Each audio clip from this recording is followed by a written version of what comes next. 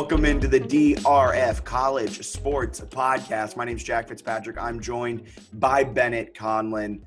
We're coming off of a pretty solid best bet. By pretty solid, I mean pretty bad best bets from last week, but a few good picks throughout the podcast. Another packed slate. Saturday, I think, has plenty of ranked matchups, ranked on ranked, and then ranked against unranked, but good games. I believe UNC plays UCLA on Saturday. UNC's unranked. UCLA's somehow ranked over Gonzaga at number 4. We can get into some top 25 talk too, because I have some burning things to get off my chest about that. But how are you doing today, Bennett? I am doing well, Jack.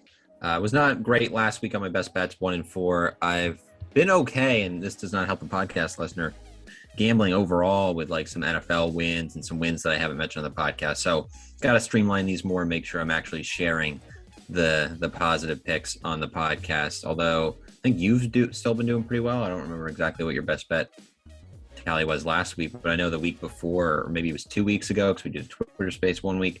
But you've been pretty good, especially dating back to some college football stuff and even going into the FCS.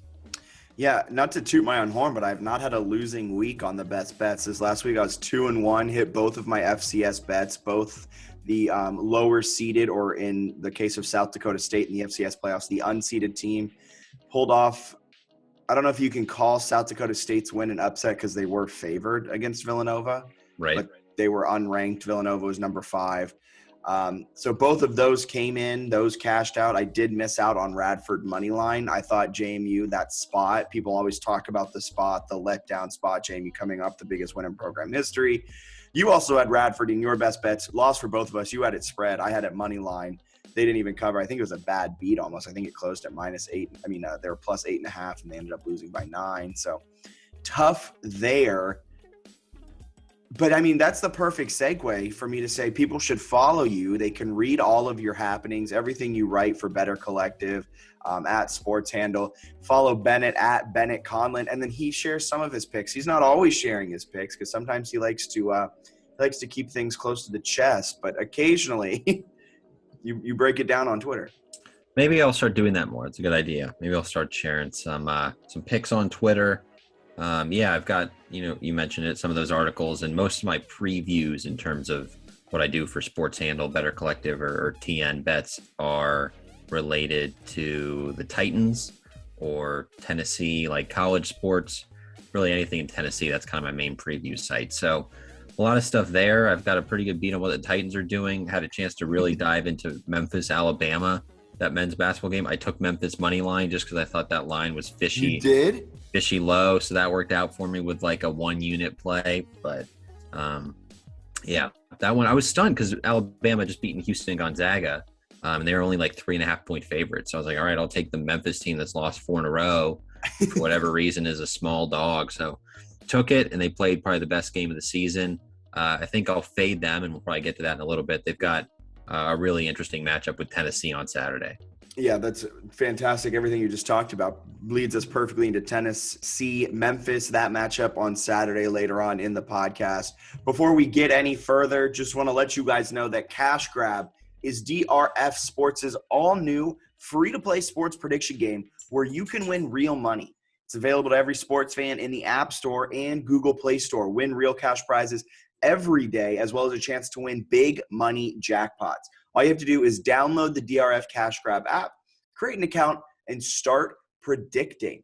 Who will win the first quarter? How many touchdowns will Alvin Kamara score? Answer questions like these, and you can end up winning real money. Download the DRF Cash Grab app now and win big. With all that being said, before we jump into anything, I want to talk a little bit of the top 25 because the top 25 makes me upset. And you know why it makes me upset? You disagree with it, I'm guessing. No, I actually think it's so perfect that it just makes me so upset. No, I don't understand, and maybe you can enlighten me here. I truly do not understand as I'm trying to pull it up and kind of stall here. How UCLA is ranked above Gonzaga. Yeah, I mean, it's kind of an interesting one because you could go, obviously, they beat them head-to-head. So that's kind of where you're looking. But at the same time, you've got Gonzaga has 2 losses now, where UCLA only has 1. So I can see it there. I'll also say, as a former AP poll voter, a lot of those voters, shameless plug. a lot of those voters are morons. Like when I actually voted in the poll, I looked a lot more at like where teams stood.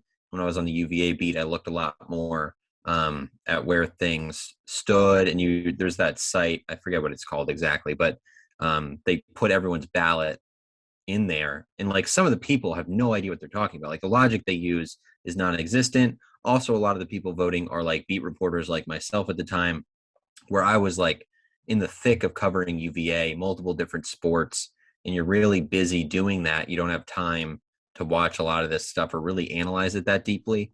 So it has a lot of rich history and things like that, as Jack chokes on some water, but it's got a really rich history in terms of, how long it's been around and how valuable it is to viewers and readers, whatever. But at this point, like it's not even close to the top metric you should use to analyze a team. It's just fun to look at. Yeah. What's the top metric you look at when you're kind of looking at these games, trying to figure out how you're going to bet? Is it KenPom mainly? Is it net ranking? Is it RPI? I don't really like the net that much. I mean, I'll look at the net. So I like KenPom is personally the one I like. The other one that I'll probably mispronounce, I think it's like Bartrovic or something like that. That's another good analytic one that a lot of people use that's sort of in the KenPom realm. It's Bart Torvik, I guess, is who does it. I think I'm pronouncing that correctly, but he does a really nice job and analyzes stuff. He also has a really cool off-season feature, shameless plug for him, where you can like go in and look at how a roster will compare to other teams with like transfer additions, which KenPom I think takes a little longer to actually input like who the new roster is and all that good stuff, which makes sense. But to do that is really fun during the off season. So that's a good one. I'll look at occasionally ESPN BPI, which actually I don't love BPI or FPI, but BPI, at least in like anecdotal evidence this year, I feel like has been decent at actually calling some upsets. Like it had JMU favorite over UVA, which we thought was kind of funky, but they ended up winning that game. So there are a few like that where you'll see BPI and be like, oh, that's kind of weird. And it actually turns out to be a decent predictive measure. So I think those are some that are way better than a bunch of old white dudes in the AP poll. Yeah, that's a really good point. As I'm trying to log into KenPom to get this going, because the first game also, I'll stall us. You log into KenPom. One last thing in the top 25. I would even take more of a gripe, and Alabama obviously lost, so it's not really a gripe anymore. But Alabama had beaten Gonzaga, right, by I think it was about 9 points, and they were number 6, and Alabama was number 5. Gonzaga was number 5. Alabama was number 6. It's a 2-loss Gonzaga. It's a 1-loss Alabama, and Alabama beat them head-to-head. Why are they a spot below them, right? Like that's a really good point, too. That's a great point, too. The AP top 25 just doesn't make a lot of sense, I feel like. No, it's super confusing and not the best metric at all. And shout out to Baylor, which I thought was going to kind of have a down year, to be honest with you, and they seem to be rolling through teams. Yeah, they're played with fantastic defense and an efficient offense, and they blew out Villanova, and now the number 1 team in the country again. And there's a strong chance that Baylor might not drop from that number 1 spot if they continue to play like how they've been playing. A real shot at winning the national championship again. They look really good. I think it's a year where things are kind of up in the air, and they certainly seem like they've got a team that'll be in the mix for a while.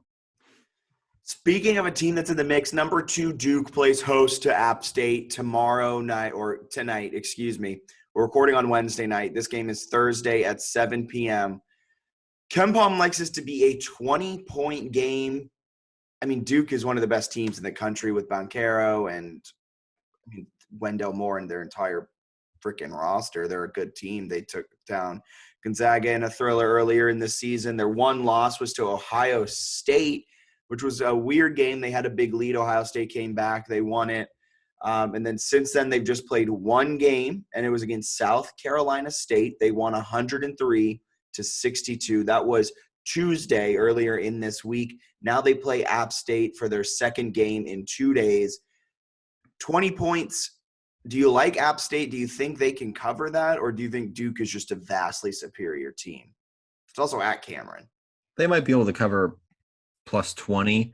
The Thursday slate sucks. Like I was looking at I was struck this set. We don't even have to talk about UNCG, UMBC because that's not even a great game. Like that's the next best game in my opinion on Thursday. Thursday slate sucks.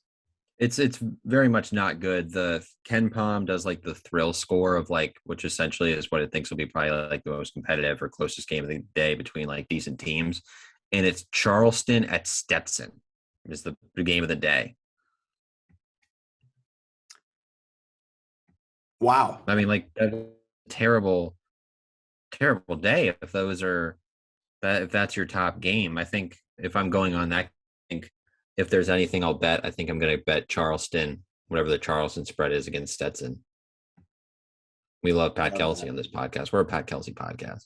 We are 100%. I'm also trying to find where you found thrill scores. You're subscribed to Mr. Ken Palm? I am subscribed.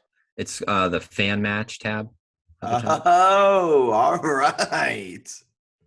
That's my favorite way to look through the games of each day. That's actually fantastic. I love that. Thank you for bringing this to my attention. Yeah, you can click at the top and it changes the date one day at a time, so you can get each day and they're listed. It's way easier to look at things. This is fantastic. We're learning stuff on this podcast as we go through. So that's really it for, today's slate of games. Nothing great. I think, if I'm betting a game, I think I'm going to go Duke minus 20. Around that area. I think Duke's just a vastly superior team at home. Haven't played really much in the last few weeks.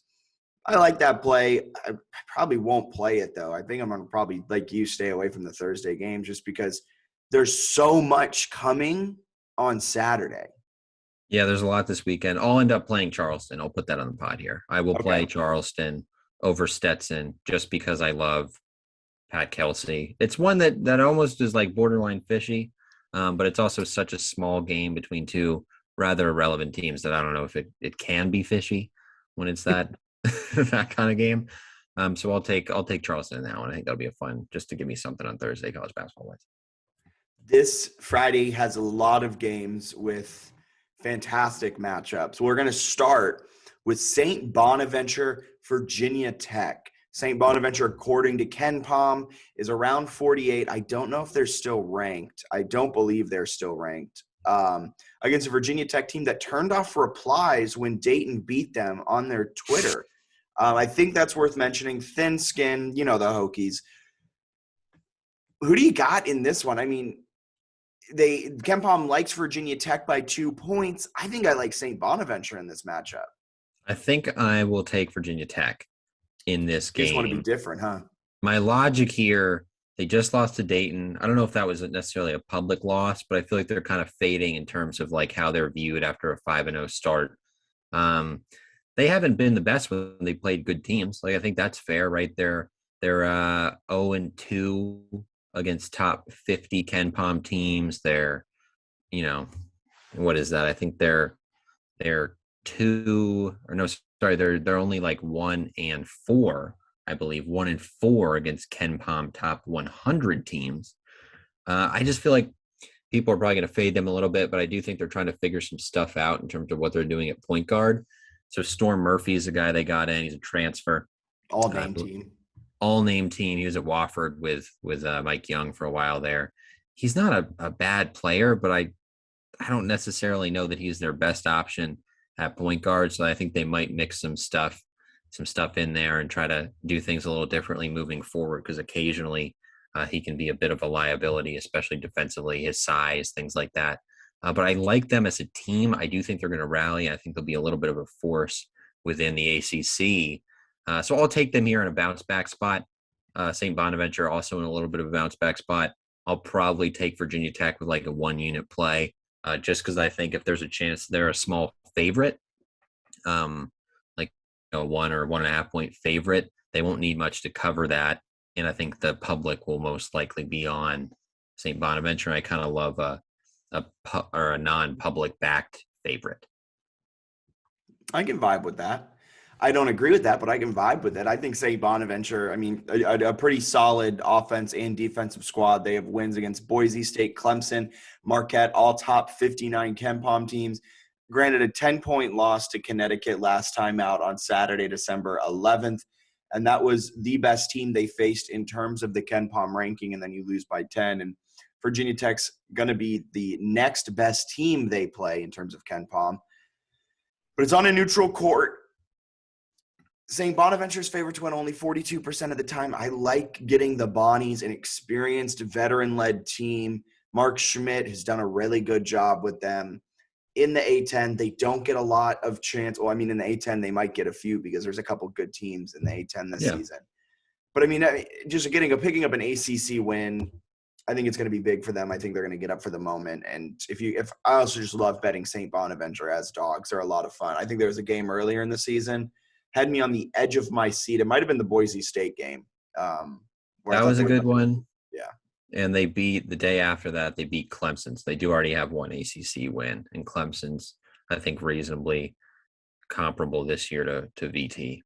Yeah, kind of weird loss to UNI as I'm looking over it. I don't know how they lost by 10 to UNI at home.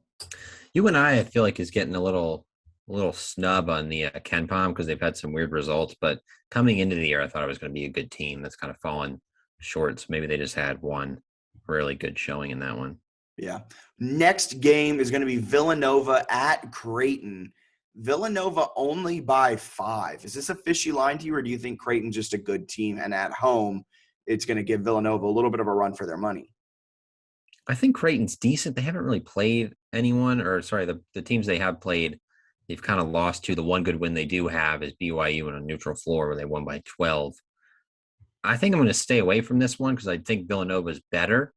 But I also feel like the home court has me slightly terrified. So for me, it's one I'm going to avoid. How do you feel about this one? Yeah, Villanova, I think home court advantages in college basketball are such an interesting thing. It really, home court in just all of basketball kind of holds a lot more weight than it does in football because your eye lines are different. The fans are actually like on top of you. And then Creighton has a really good home court advantage. Villanova's coming off of a kind of back-to-back games. Even again, they did beat Syracuse by a large margin, but not a great showing. I think they, terrible from 3, like 14% or something like that from 3. Their offense just kind of has been looking lackluster recently. I mean, I would not be surprised if Villanova lost this game, but I also would not be surprised if they win by 15 or 20. I'm going to lean Villanova, though. I'm going to take Villanova spread. There it is. Right, gets them on the bounce back, and they go into Creighton and kind of take care of business. But I mean, no, I won't hedge my bets. I won't talk both sides up. I'll stick with Villanova. I like Villanova's spread on that one, just because they're a good team. They haven't played well the last 2 games, but I think Jay Wright gets them going here in Creighton. That's fair enough. I think it'll, if nothing else, probably an interesting one to watch. Speaking of an interesting one to watch, look at that segue. 10 out of 10 segue. St. Mary's takes on San Diego State. The punter will not be playing in this game because he'll be getting ready for their bowl game. So, unfortunately, it's just their normal roster for San Diego State. St. Mary's is favored, according to KenPom, to win by just 1 point, a thrill score. Let's bring up that thrill score. 64.9. This is on a neutral court, 10 p.m. tip on Friday. I like St. Mary's. I love St. Mary's. I love what the Gales are doing. Randy Bennett, I believe, is their head coach. Mm-hmm. I think they're a lot of fun. I think they're going to make some waves in the WCC this year. I think they're going to kind of not give Gonzaga a run for their money, but Gonzaga won't have a cakewalk necessarily like they did last season. Who do you like? Oh, my gosh, the defense for St. Mary's is otherworldly. Who do you like? I look at the under here. Probably something I won't bet. Maybe if I do, I'll end up posting it. I just think this is going to be a really good game between 2 really good teams, and it could come down to like who executes best in the last 2 minutes. So I would consider the under, with a weird inkling in the back of my head that I could get screwed in like an overtime game, but would consider the under, even though I think the under is going to be 120 or below based on the analytics. I love taking like weirdly low unders. I think that's fun. So I think I might do that out of entertainment, but it's definitely not one of my favorite plays of the week. Yeah, matchup-wise, they're almost exactly the same. They both have what was that? I was just going to say they're slow and they play good defense, right? Yeah, exactly. And their offenses, I think, are 129 and one. Like they're literally one off of each other in like all analytic areas. So I was bouncing back and forth. I think the under might be the play in this game. You stay away from betting either team because it might be whoever has the ball last, and that's never a good way to bet, I feel like. So the under, though, in a game that they're going to not get a lot of shots up and they're going to be contested shots, lean the under in the San Diego State St. Mary's game that will probably be, I mean, it's a 10 p.m. tip. I don't know if I'll be necessarily tuned in for the whole game, but I think that's definitely a game to circle, and I'm excited to catch the first half up before I hit the sleep. I feel confident you won't watch any of this game. You don't know me well enough then, huh? So we're both big JMU alums. 9:15 kickoff. This is a 10 o'clock Friday night tip. You're telling me you're going to be tuned into this one. You're going to double screen? I completely forgot that JMU was playing Friday night.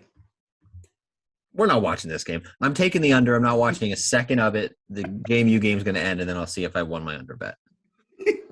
After you mortgaged your house on JMU to beat North Dakota. I guess we'll talk a little FCS playoffs in a little bit. I think that one's going to have to be brought up.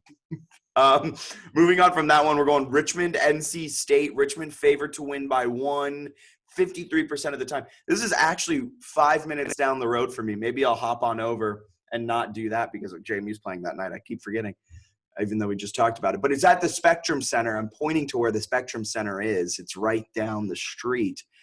You could watch this one and get back in time. I could probably walk there and walk back and get there in time. Not even have to move my car. Maybe I'll join you for that. I mean, what Charlotte has, like in terms of matchups this on Friday, I think it's a triple header. It starts with Liberty at versus ECU. Then it's Richmond against NC State. And it's capped off with Charlotte taking on Wake Forest. All of them are top 10 thrill scores. Hey, and you're missing one in the middle there. I think the Bonnies and Virginia Tech is also a Spectrum Center at 4. Oh, it is. Yep, perfect. Thank you. I didn't even look that high. So I mean, I didn't realize they're starting that early, Jack. This is great news for Friday night or Friday afternoon me. I'm going to be sitting. Maybe I'll just go to the Spectrum Center. Maybe I'll hit up our friend of ours who might be able to get me tickets for free, and then I'll just sit in the Spectrum Center for a few hours and head on home and catch the JMU Dukes take on North Dakota State. But who do you got? Richmond, NC State. I've been kind of bullish on Richmond this season. I love them. I love Grant Golden. I love Jacob Gilliard. I love what they can do. I think they're a sleeper to win the A10. Who do you like? Richmond, I think, is one of my favorite plays of the weekend, college basketball-wise. So you've got a Richmond team that I feel like coming into the year is a really good team. They've had 3 chances against Ken Pom top 60 teams, and they lost them all. They lost a game against Utah State that was closer than the final score of an 11-point loss. A lot closer. They lost to Maryland, the 6-point game. They ended up losing to Mississippi State by 11 in a game that went to overtime. So they've come really close. All 3 of those games on a neutral floor. I feel like they're frustrated by that. They also have 3 consecutive wins over teams Ken Pom top 130. They're like fringe top 100 teams. NC State, I'm not all that impressed with. I do think Richmond is good. I also think Richmond, want to sort of force your way into the bubble conversation. You got to get this one. Like, you got to get this one. Get it and then play really well in conference, but they don't have a ton of huge opportunities outside of the Bonnies. So I think this is a really important game for Richmond. I think maybe more so for Richmond than NC State. I also think that they've had some experience against these good teams. I think they need to go and have a good one. And I also, another thing that I tend to like, I think the public might lean toward NC State here, considering they just played Purdue in a game that went to overtime. I also think the public will kind of lean towards NC State. You see this with betting trends. Public leans towards the bigger conferences, the NC States from the ACCs and things like that. Richmond isn't a perennial basketball power. They're always pretty good in the A10, but they're by no means a Gonzaga and the WCC or what VCU was for a few years in the A10. So I think public will also kind of lean towards NC State, but I think Richmond's the play here. I think Richmond can easily win this game. And I don't think the line will open in terms of them being plus money. but by some weird chance it opens, or if the money comes in and moves it to NC State and you can get Richmond at plus money, I'm all over that. I would be excited to see what it opens at, because if Richmond opens as like a 1 or 2 point favorite, and you've got in fresh in people's mind is that NC State just took Purdue to overtime, I love that for Richmond. It's like a small favorite, so I'll look at it early and might try to get on. But yeah, like you're saying, there's a chance that it could actually shift a little. Maybe you're getting Richmond at close to a pick 'em or something. But yeah, I think we'll both be on this one. It seems like a good play. Yeah, I'm excited for that one. Do you have any others you want to talk about on Friday? Not a lot left. I mean, we could talk Charlotte, Wake Forest, that whole Spectrum Center quadruple header from starting at 1:30 p.m. going all the way to 9 p.m. with that final tip. I mean, Charlotte, Wake Forest probably won't be a great game. No offense to the 49ers, but Wake Forest should kind of have their way with them. I think if anything, I would consider a Wake Forest spread. I think I might lean that way, but I think it would kind of be fun if you want to have a Spectrum Center day. And sometimes I like to do this. You could do maybe a little Liberty. Who else we got? Liberty, Virginia Tech for me. And then maybe Wake Forest and Richmond money line parlay if you really want to have some fun with yourself. Not necessarily saying that I will do that. I'll probably stay away from that one. I will say I like Furman spread against Mississippi State. They're on the road. I think Furman's a really good team. They've had some close losses here. I thought they were competitive at North Carolina on Tuesday, lost by 13. Mississippi State, I think, is a little bit worse, in my opinion, than North Carolina. They've kind of struggled in some of their games against top-tier teams. I'm not overly impressed with Mississippi State. I think Furman, if that, Ken Palm's got that as a 10-point game. If I can get Furman at plus double digits, I think I'd mix that into my Friday slate as well. I love it. Moving on from Friday, we're going to Saturday. This is a lot of fun games. This is a chalked slate starting at noon. You can just sit down and watch great basketball from start to finish. Butler, Purdue gets the day going, and then Tennessee, Memphis at noon too. I think we should start with Tennessee against Memphis. Tennessee's favored by 5, according to Ken Palm. Memphis is coming off of a huge win against Alabama. You can't really get a feel for Memphis. They have the dudes, right? They have Amani Bates, one of the most highly recruited high school players in the last, 10 years, it seems like. There was so much hype around him. Memphis gets him to flip from Michigan State, blah, blah, blah. They have the guys, but they're sitting there with the 49th ranked offense and the 31st ranked defense, according to Ken Palm. They're not living up to expectations. Started the season 5-0, went on a 4-game skid, but broke it against Alabama in a 92-78 kind of dominating game against Alabama. And now they're taking on a Tennessee team who is the best defensive team in the country. They have a top 40 offense. Those are the analytics behind it. Where are you leaning, and what are your thoughts at what the public will do and what the money will do? I feel like some casual bettors might love Memphis after watching them smoke Alabama very recently, because those 4 losses were kind of in the shadows, except for Penny Hardaway, Memphis head coach, who was pretty adamant. He was kind of ripping his team for multiple weeks. He said they were like an AAU team. He said he was miserable coaching them because they were all selfish. He was kind of going off on his own team. Then they looked unbelievable, although moderately chaotic against Alabama. I thought they were better with Amani Bates off the floor. Jalen Duren, though, is another freshman for them.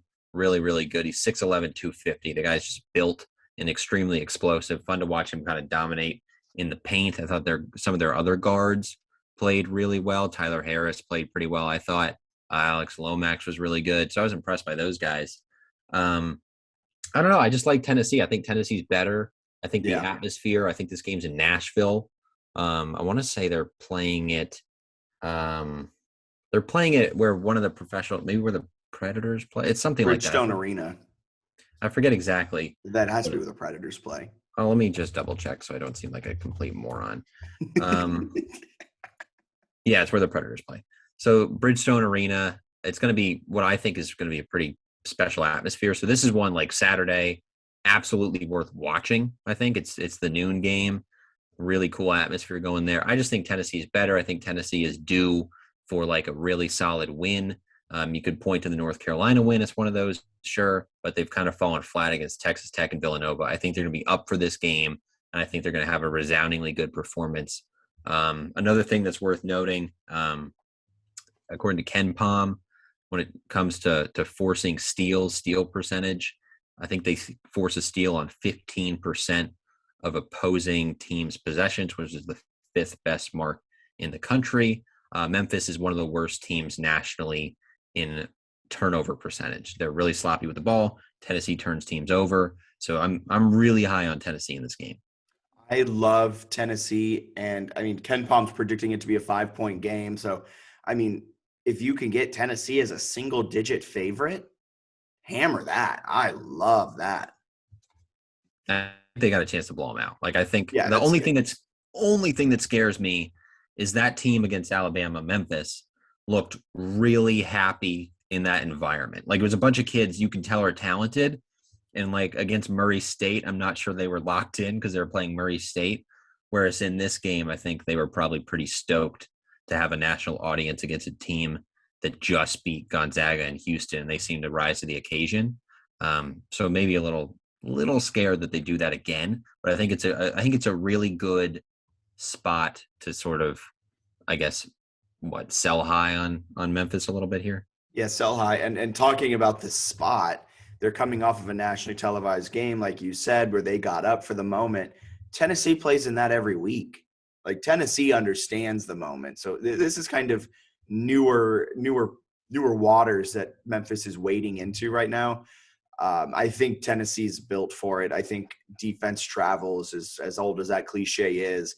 Having the number one defense, or one of the top defenses in the country, is going to be huge. And I think that eye-opening stat where you said Tennessee forces a steal on 15% of all opponents' possessions, and Memphis turns it over at one of the highest clips in the nation, that's eye-popping to me. That tells me that Tennessee has all the advantage in this one, and I think they're going to run away with it and win big.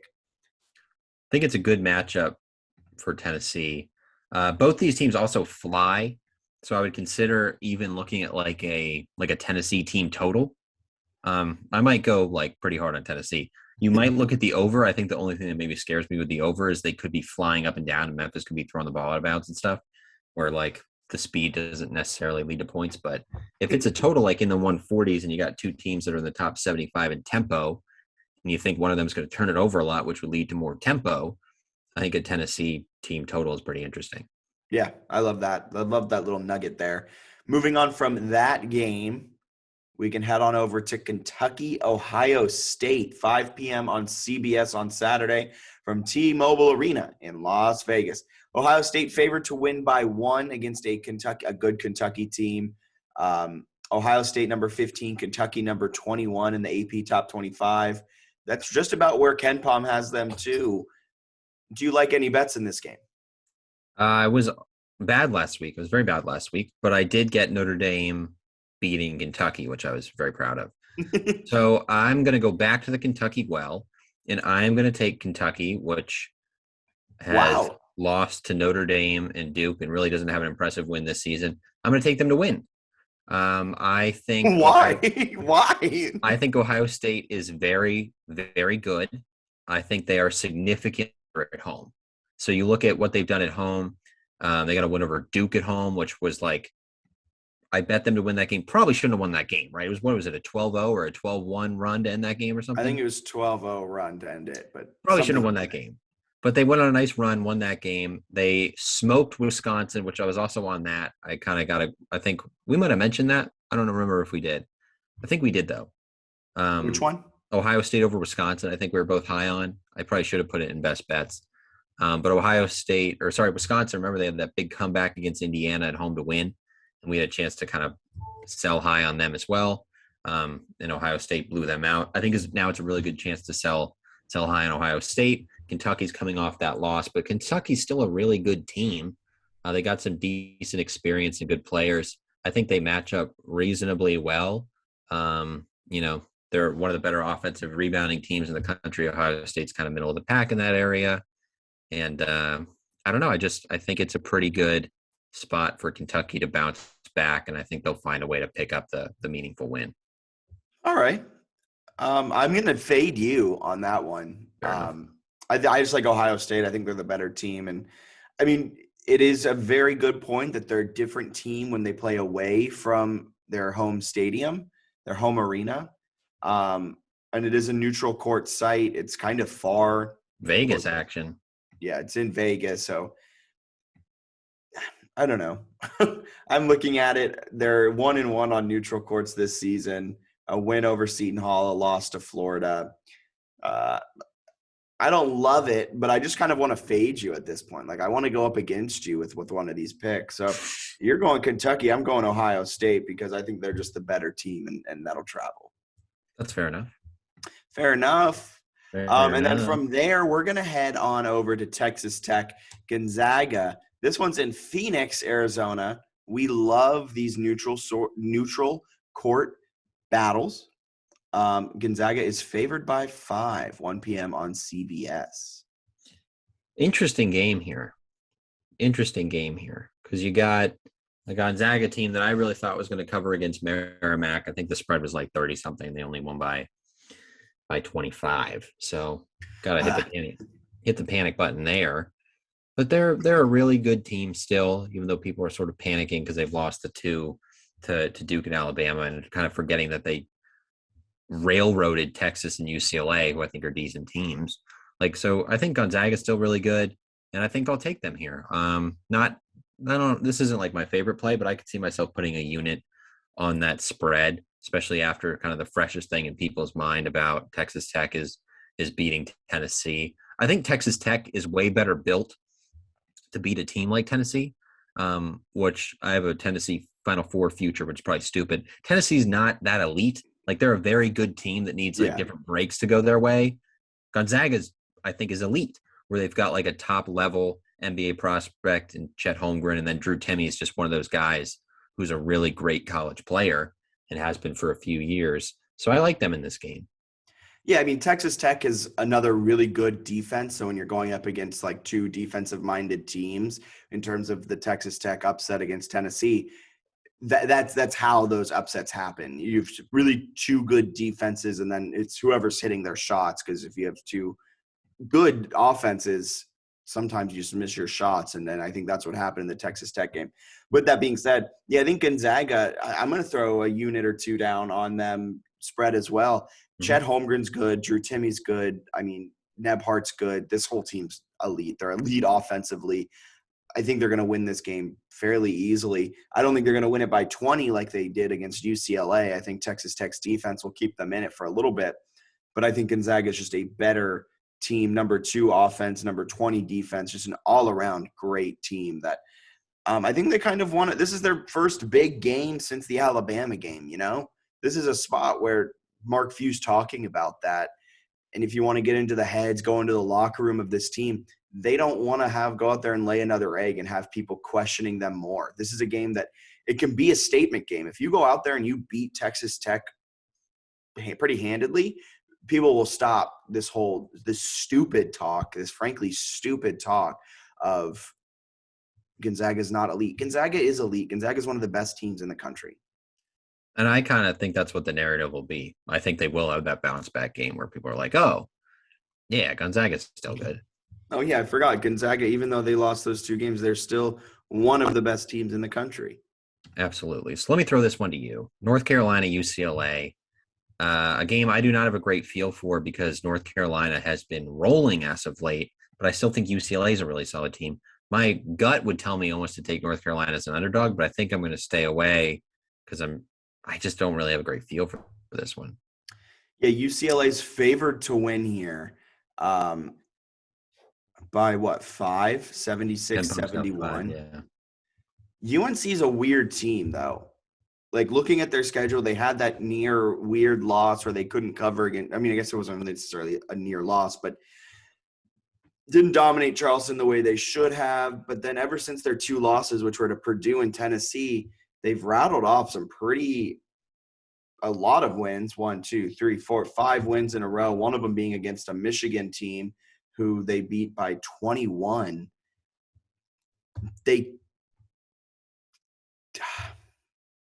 they don't turn you over a lot. Like I'm looking at Ken Palm and I'm just trying to see how I could get myself to bet UNC against UCLA. They don't turn it over a lot. They have a good offense. They have a pretty solid defense. UCLA has a top offense and a top defense. I want to cheat off your homework. Where do you have a preference?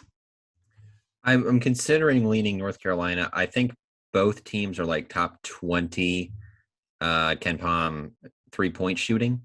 Okay. So they're really good there. Neither team like is all that fast, but I think both teams are a little bit better offensively. So I would consider the over, because you got a UCLA team that doesn't turn the ball over and shoots it well.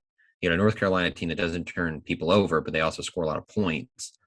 And they also rebound the ball really well on the defensive end. So I don't know. I think from that perspective, I think both teams are going to have a decent amount of offensive possessions. I think North Carolina and UCLA might not get a lot of extra possessions necessarily, at least UCLA on the offensive glass. But they shoot it well. So I would maybe look at the over here. I think that could be fun.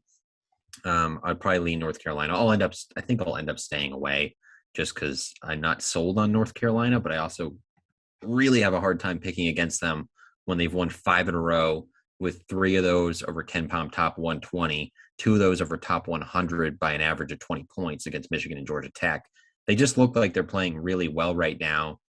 And can we really fault them that much for like early season neutral site losses to Purdue and Tennessee? Probably not.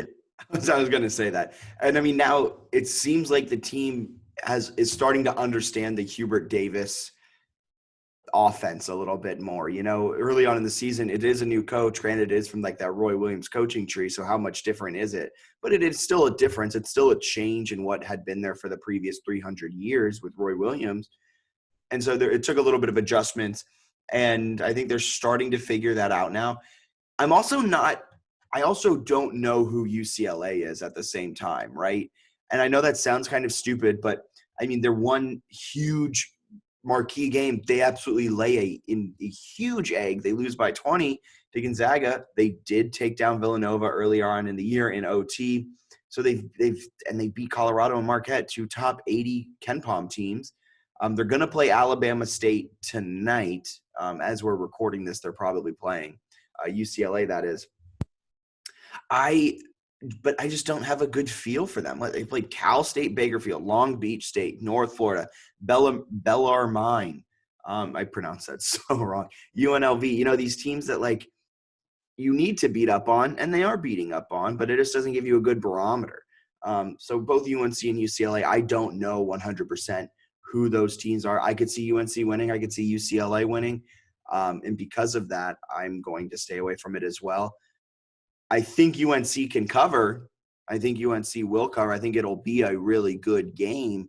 I just don't have enough faith in either side. That's fair. What else you got on Saturday? Because at one point I got to give you my stupidest bet at the weekend.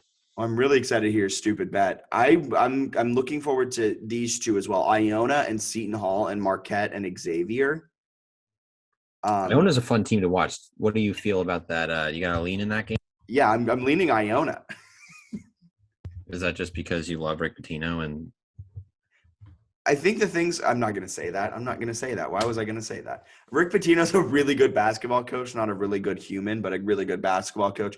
Iona is a solid team, nearly top 100 in Ken Palm. They have wins against Alabama, a tough loss to Belmont, a tough loss to Kansas, and then they beat up on Marist, Rider, and Yale. I mean, you should really write home about a huge 7-point win against Marist. I mean, the Marist team, I don't even know what their mascot is. But I don't know. I think there's just I think Rick Pitino knows how to coach in these big games. Seton Hall's a really good basketball team. Seton Hall's favored to win by 8? I like Iona spread. I really like Iona spread. I think they can keep it close. I think they might pull out the win. I'm not stupid enough to bet money line on that one, but I'm stupid enough to bet Iona spread against Seton Hall. I might be stupid enough to bet money line. Is this the stupid bet you were talking about? No, but this wasn't. I didn't even have this on my radar all that much. I saw you had listed it in the outline. I kind of looked at it a little bit. Both teams are really good from defending a 3, and they both play pretty good defense. So I would consider, although they both go at a fast pace, maybe consider taking the under just because they're pretty good defensively, even though they do move quickly. I wonder if each team might slow it down a little bit more. You look at Seton Hall, that defensively teams try to go slower against them, and I wonder if these teams maybe try to slow it down a little bit. So I might look at the under there. I don't know. Like Iona's just been really impressive, and I think Yale's a really good team. They played on a neutral site, and Iona won by 14. Like that's impressive to me. They were in that game with Kansas. I think they lost by 13, but I feel like they maybe they didn't linger that well. But they only lost by 13. Played all right. They had a competitive game against Belmont, where I think I might have faded them after that Alabama win. But the Alabama win's great. They have a win over Liberty. They have a win over Hofstra. Like they've just been really, really impressive. And if you can get them with 8 points in a game that I think they'll both be up for due to that regional feel, I kind of like that. Yeah, and might sprinkle money line for fun.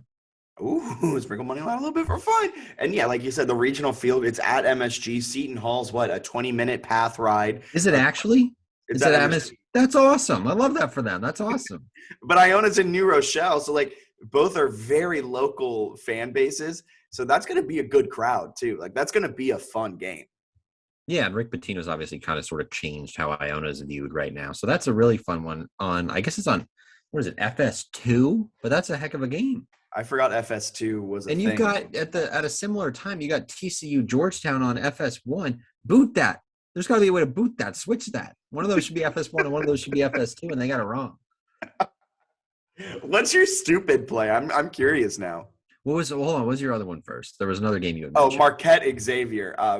According to KenPom, that's not a real thrilling game on the day. Xavier's favored by 10. I don't know. I just think Marquette's a fun team. I like what Shaka Smart's doing. They're coming off of a loss to UCLA, and they're 1-2 over their last 3 losses to St. Bonaventure, Wisconsin, and UCLA, all top 50 KenPom teams. So their record against top 50 KenPom teams is 1-3. Their one win was against a 1-point win at Illinois. They beat Kansas State, who's 70th in KenPom. They beat West Virginia, who's 44th.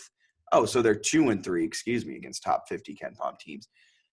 I don't know. I think it's a fun game. I like Marquette. I think Shaka Smart's a really good coach, and I think they're going to have a good defense. I think Xavier, if I know Xavier well enough, they always have a really good defense and an offense that's hit or miss at times. So I think Marquette could pull it out. If Marquette's a 10-point dog, give me Marquette. Give me that spread. Give me Iona spread. Give me Marquette spread. They're not my best bets, but they're a lot of fun, and I think they're going to be fun games. Yeah, that could be a fun one. That could be an interesting game.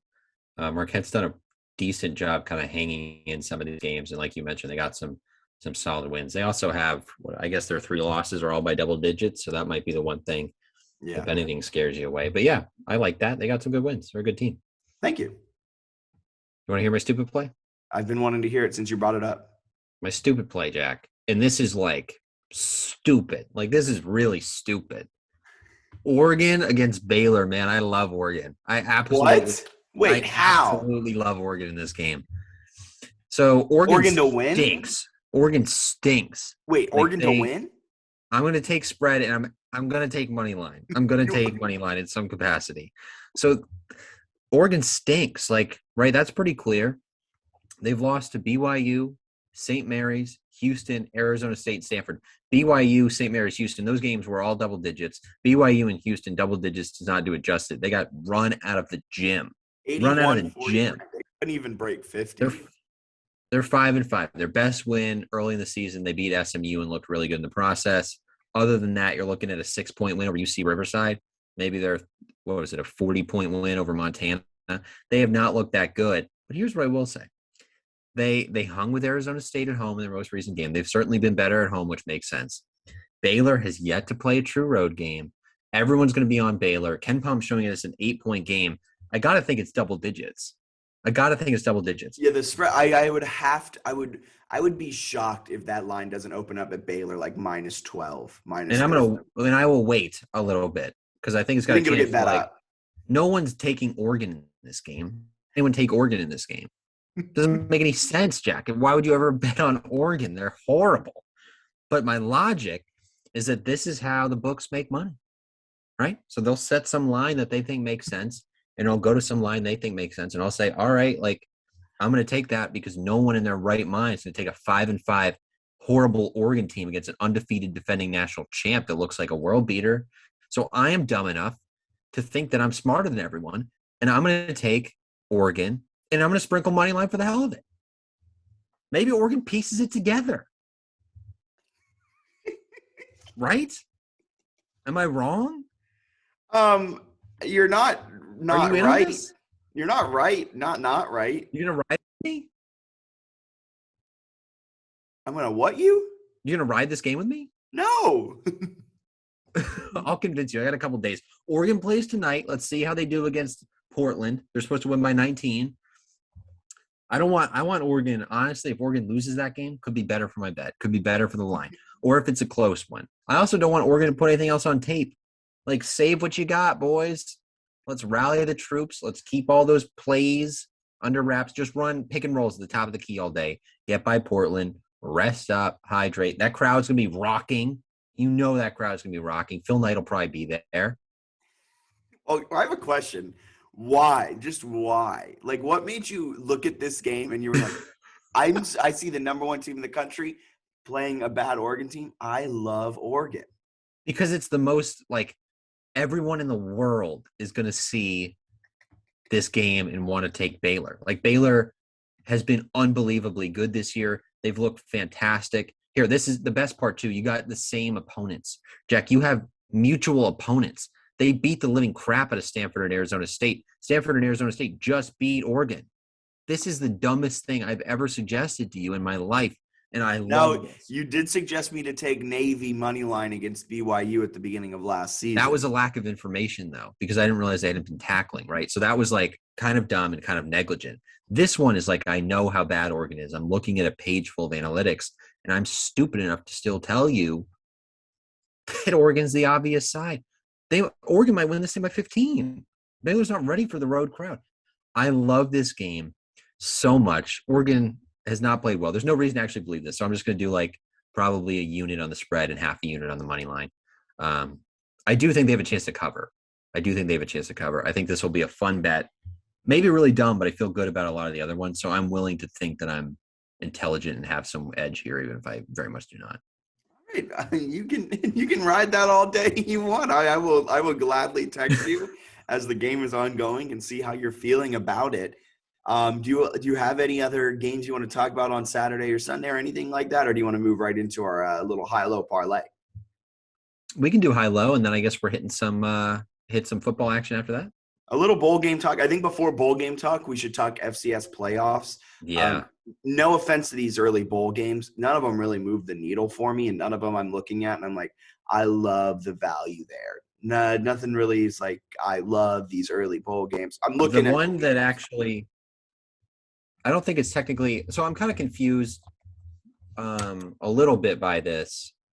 So the Celebration Bowl is referred to as a bowl, but it's technically FCS team. So I'm kind of confused because sometimes people say that that's a bowl. Are you asking me how I view the Celebration Bowl? I don't really know what I'm asking here. I think I'll mention that in like bowl season, even though I don't know if it's like technically a bowl in bowl season. I don't know how it's viewed in that way. Maybe it is. Love Deion Sanders. They just not really stole, but they just flipped the number one recruit or number two recruit, depending on which site you use, number one or two recruit in the nation from Florida State to Jackson State at the FCS level. Very, very cool for Deion Sanders in that group. I'm fading them as hard as I can possibly fade a team. I love South Carolina State here. I think they're like opened at like plus 12.5. It's down to like plus 10. I just feel like that's a great spread. People are going to see this game's on TV and they're like, oh, I'm betting Deion. I'm betting him. He's doing incredible things there. And I think they'll probably win by like 3. All right. You want to do our high-low parlay? We can. I just spit everywhere. We can do our high-low parlay. You go first here so I can gather my thoughts. All right. So here's my high-low parlay. You ready for this? Yes. We're going to go a low parlay. 2 mid-majors. I'm breaking the rules already. It's weak. What? Your high-low parlay has no highs? Well, I don't love any highs. Like I'm looking. All right, it can just be your parlay, I guess. I love St. Bonaventure and I love Richmond. That's fair, I guess. So 2 Friday games back to back in the Spectrum Center. In fairness, the St. Bonaventure game is against an ACC school. That's fair.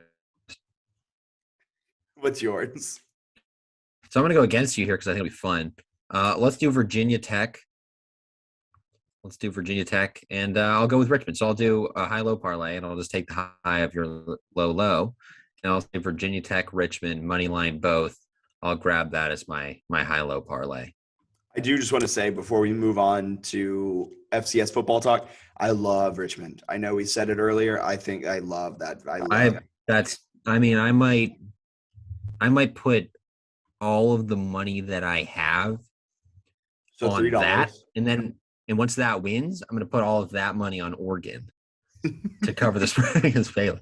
No, I might consider like a multiple unit play on Richmond though. Yeah, I will too. So FCS football, they're in the semifinal. So JMU, James Madison, the number 3 team in the country, they take on North Dakota State, the number 2 team in the country, on the right side of the bracket for a trip to Frisco, Texas for the national championship. On the left side of the bracket, you have number 8 Montana State taking on an unseeded, kind of a controversial unseeded South Dakota State team. South Dakota State has run through their opponents. They started as an unseeded team, so they've played now 3 games, where Montana State, as a seeded team, has only played 2 games.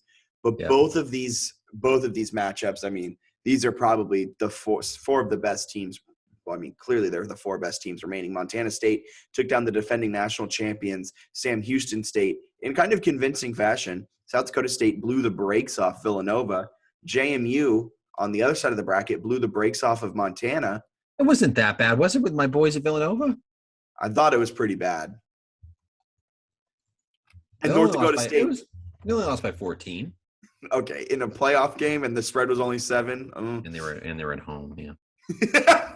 I like how you slowly.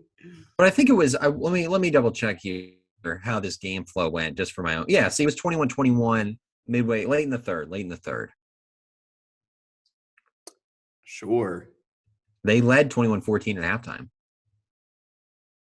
Really? Yeah. You have to wonder if this game was rigged in some way, right? Because I feel like you don't have to think about that at all. So, hey Frank. Sorry, my dog just came at my feet. So now we're looking at Friday, December 17th. JMU will take on North Dakota State in the Fargo Dome in Fargo, North Dakota. 9:15 kick, 9:15 p.m. Eastern, I should say. JMU opens up as a 5.5-point dog. It's worth saying that we are JMU alums, both of us. So there might be a little bit of homerism in us, but we've done our research. We've talked to North Dakota State beat writers. We've been following the Dukes for a while. 5.5 points seems like kind of a lot. I would gladly lose this game on the JMU side. And I know that we're saying that from our quote unquote biased perspective. JMU is one of the best teams in the country. And I think the thing that stands out to me is they're a well-coached team. They do things quote unquote the right way. The standard is the standard. But they're more athletic than most teams. Pretty much every team they'll play. I think they're more athletic than every team remaining. So they're more athletic. Their quarterback has 39 touchdowns compared to 2 interceptions. They have 2 receivers with over 1,000 yards. It's the first time in program history that's ever happened. And they've got a couple guys who can fill in at the 3 and 4 receiver spots who you can't totally key on at just those top 2 guys. Defensively, they're one of the best units in the country. So what North Dakota State has going for it is reputation, one of the best home atmospheres, the best home atmosphere in the FCS. They're well coached. They can run the ball, and they're pretty good in both trenches. So I think that's what stands out. But I think the game plays to JMU strengths from an on-field perspective more, in my opinion, where JMU is probably going to abandon the run early against a really good North Dakota State rush defense, pick on a couple young corners that the Bucs have with a really elite passing attack, whereas North Dakota State's strength is running the ball, and JMU has one of the best rushing defenses in the country. They're like plus 185 at Caesars, plus 175 money line at DraftKings or something like that. Man, I'm taking that. I don't know, maybe I'm crazy, but I feel like that's a really good play. What do you think? I agree. Everything you said, and it's in a dome, so that favors JMU from an on-field perspective. But like you said, the home field advantage.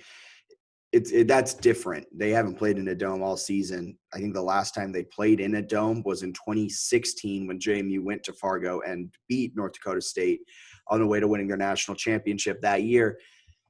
Also talking with just fans and North Dakota State beat writers and people who are kind of in the know around the FCS community, they all kind of say that JMU's the better team, but they're so closely aligned that home field advantage is going to come into play. And people are saying North Dakota State by kind of 3 because they think JMU, if it was on a neutral field, wins it kind of easily, or not easily, but by 7 or something. And this home field advantage kind of brings it a little closer, which to me, just from a betting perspective, I think the line's way off. I do not think JMU is a 5.5 point dog. If they were like 2.5 point dog, 3 point dogs, I can understand that because to me, that's home field advantage and saying these teams are kind of equal. This line's telling me they think North Dakota State's the better team. And again, this might be a little bit of the bias showing through. I don't think North Dakota State's the better team. And so with all that being said, I'm hammering the money line on this one too. I'm throwing 3, 4, 5 units down. Maybe don't do that. Don't follow my lead there. That is 100% a biased bet. But from an unbiased perspective, I think the value lies in the money line. And I think there's extreme value in the spread. It is way too high at 5.5 right now. Yeah, kind of going off of the spread. So these teams have met 4 times in their history. I'm going to throw the 2011 game out because that one was kind of at the beginning of North Dakota State's run. It was a JMU program that hadn't quite ascended to where it is right now. But you look at, they played in 2016, 2017, and 2019, where they were both evenly matched teams, I would say. 2 of those were on neutral sites. One of those was in the Fargo Dome. JMU won that game by 10 in 2016. In 2017, JMU lost 17-13. They had a drive late where they were trying to tie it and came up short.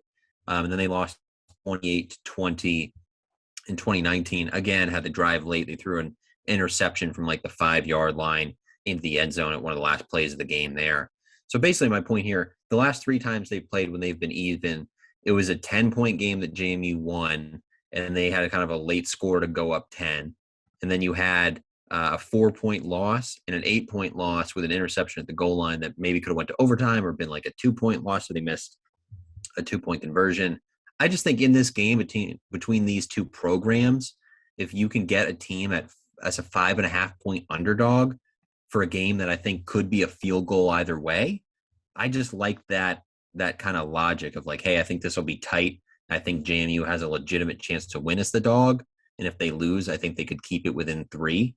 Then, yeah, I think you could certainly do that. And if you want, you could get a little greedy with bowl season or something like that and maybe tease this game to, get it up a little bit higher for JMU. I had seen some friend of mine had kind of mentioned in some group chat of you can do a teaser with JMU up to, 11.5 or something like that, which feels like maybe you mix that in with something else in bowl season that you like and you got a good value. I agree. I also think JMU just matches up perfect. Like this is the perfect matchup for JMU. Inexperienced corners for North Dakota State, 2 of the best wide receivers in the nation and one of the best quarterbacks in the nation. It's absolutely going to pick them apart.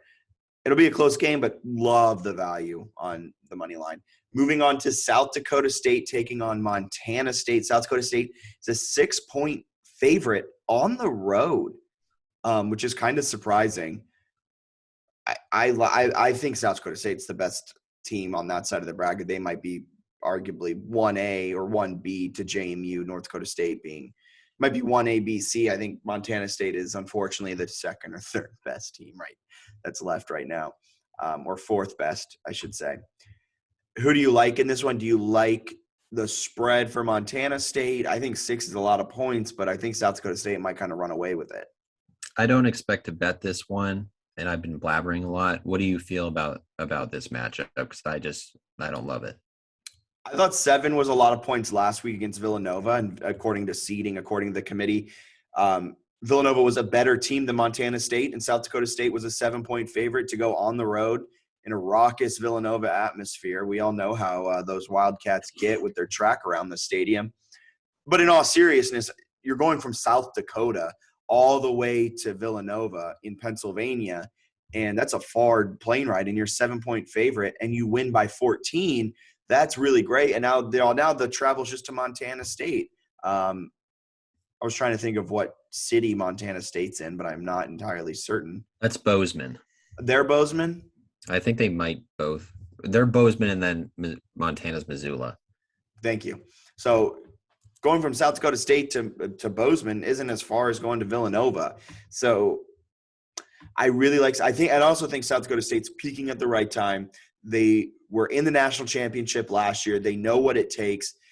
Granted, you will say the announcers talked about it a lot last week with Sam Houston. This is going to be their 23rd game in the 2021 calendar year. So just a lot of wear and tear on the bodies. But I like South Dakota State -6. I think they're a far better team. And if you can beat Villanova by 14 like they did last week going across the country, I think they can beat Montana State by I also really like it at -6. If it was -7, -7.5, -7.5, really, I would be a little bit more hesitant because then you can't win on just a touchdown advantage. Of course, Right. that's not how betting works. But at -6, they can win with that touchdown, which I think it might be how it breaks down. So I really like South Dakota State -6. I like this. I will play devil's advocate quickly for fun with this game, although I think I'm kind of inclined to agree with you too. Can you guess the attendance for that Villanova South Dakota State game? 2,000. It was 3,400. That is abysmal. Really, really bad. I believe this game at Bobcat Stadium is a sellout. They are shoveling snow. They've tweeted they need volunteers to shovel snow out of the stadium. They got a storm coming, or it's already come for that. I think that's when the Saturday game. Is that right? Saturday at 2 p.m. They fit 17,000 in there. It's supposed to be a sellout. So definitely a different atmosphere. So from that perspective, you got Montana State. It's 7-0 at home, big crowd.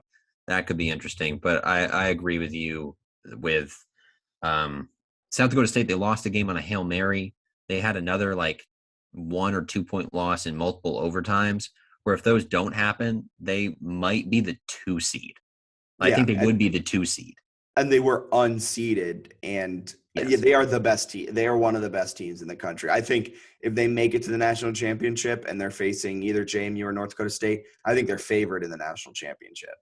Don't have it in front of me what the national title odds are, but I would consider, if you wanted to, maybe taking a national title bet on South Dakota State. They already beat North Dakota State this year. They're plus 200. They're plus 200 to win it.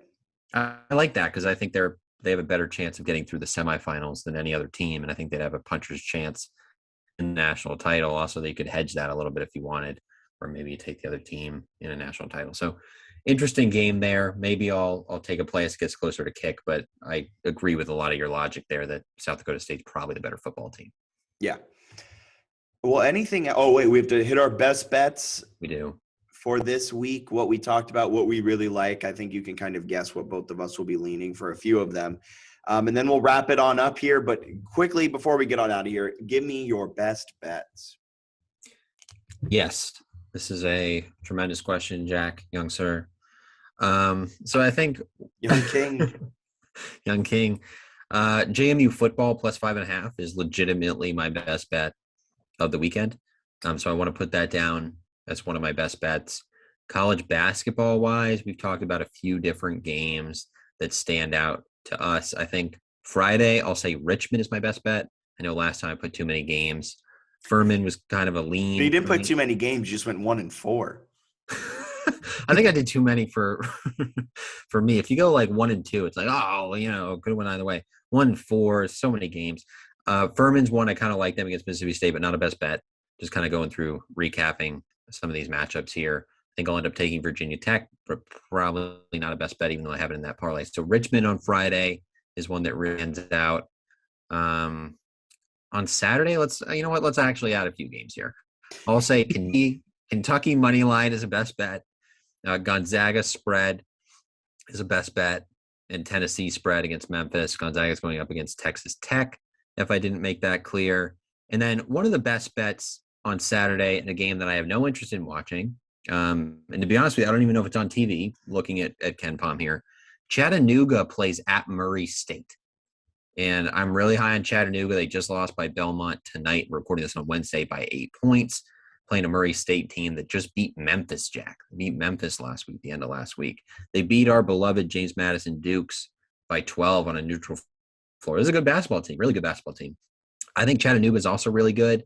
And if I can get Chattanooga as a dog again against a team that I think they're probably more evenly matched with than Belmont, I am taking that. So I will also add Chattanooga. I'll take them spread as the best bet there. That's what looks like maybe a 4-point underdog. So I think that one is absolutely in my mix for best bets. And Oregon spread against Baylor. So I want to just want to say that right before you started this, you were talking about how you did too many bets last week. How many do I have? Like 7, 6? 7.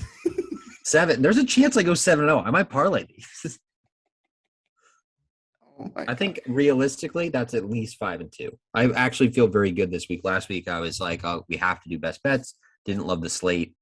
This week, I feel like the slate is ripe for the picking. Some sell highs, some buy lows. Oregon is the lowest of lows that I'm buying. I feel great. And that Virginia Tech Spectrum action, then Richmond play. Friday night, I'll hit that. We'll hit the JMU money line and spread. Get rich there. I mean, I might not even have to do this podcast next week. I might just sort of retire and, move to like an island somewhere or buy an island somewhere. All right, my best bets.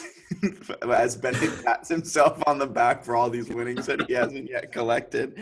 I really like JMU money line. Football. I really like South Dakota State -6 in the FCS playoffs. I'm in shameless plug. You can check out my FCS picks. I mean, we kind of talked about it here, but I write a betting picks column for drf.com/sports that you can check out.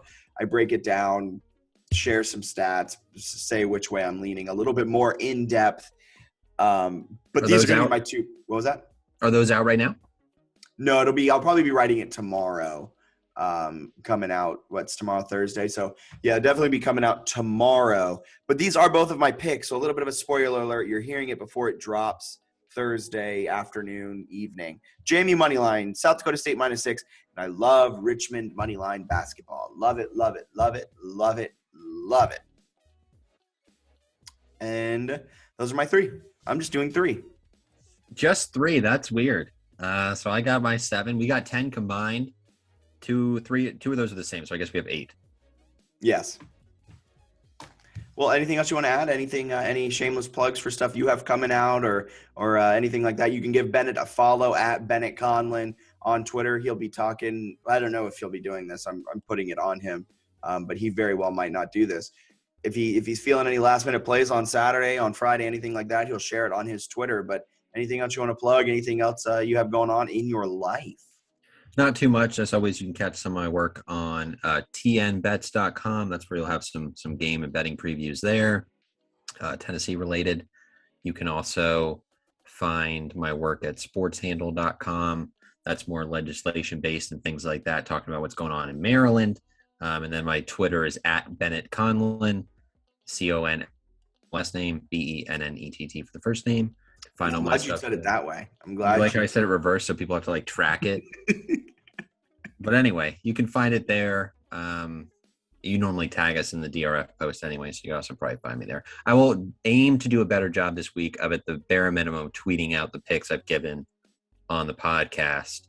I think that's worthwhile. I'll start to get into a habit of that and hopefully share some insight there. Yeah, be sure to follow us on Twitter at DRF_sports.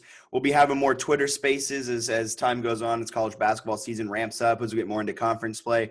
Try to do one of those monthly or so. So follow DRF_sports to be in the know of when those Twitter spaces will be coming.